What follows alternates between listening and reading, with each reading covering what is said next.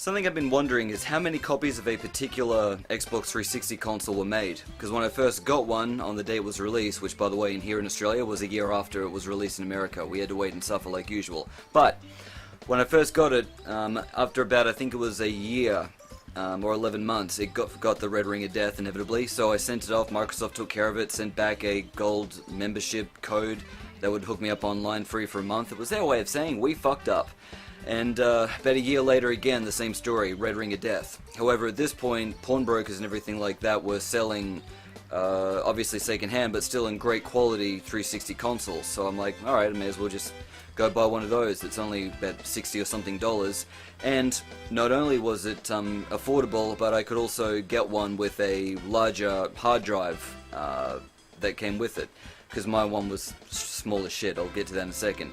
The launch ones as well that I had didn't also come with a HDMI port. You know, we had to rely on the AV settings, and so my one that's now fucked, I kind of just had it, you know, sitting aside in the cupboard for whatever kind of reason that I may have wanted it for.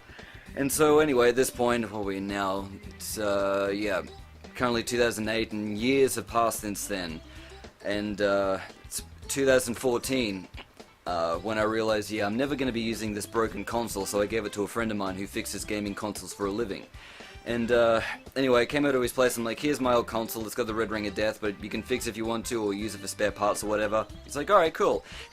So I hand it to him, he looks at it, he's like, shit. I'm like, what is it? He's like, fuck man, this thing's old. Like, this should be in a museum, it's old as shit. I'm like, yeah, I know, I came out on like the launch day. He said, okay, how much did you spend on this thing? Did you spend the least amount of money possible? I said, well, actually, I don't know. I was fresh out of high school at this point, and it was actually my mother that bought it for me for a Christmas present.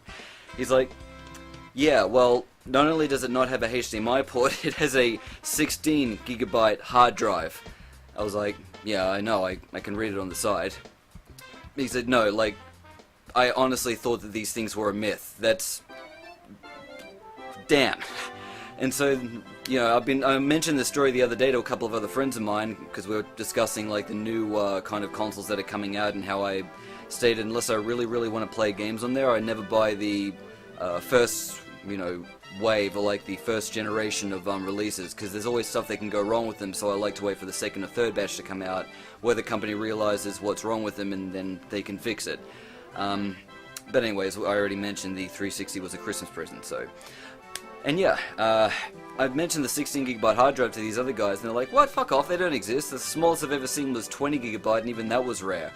And I don't know why it is they don't believe it. I mean, a simple Google search will confirm that 16 gigabyte hard drives existed. But because so many people like haven't seen them or believe they don't exist, I'm wondering how rare are these things? And are they worth anything? I'm seriously doubting it. But yeah, I'm wondering how many units of these were actually made. I mean, yeah, I know, it's weird. But yeah, 16 gigabyte, which keep in mind that's, technically that would be what, like 12, maybe 13 gigabyte once you take into consideration that all the other hard-coded stuff on there also takes up the space of 16 gigabyte. So basically with the games, if you install games on the console, which I do because it A, prolongs the life of your console, and for the most part runs games much smoother. Some not so much, but like 98% of them all run better. And yeah, 3 games tops if you install them, that's all the space gone.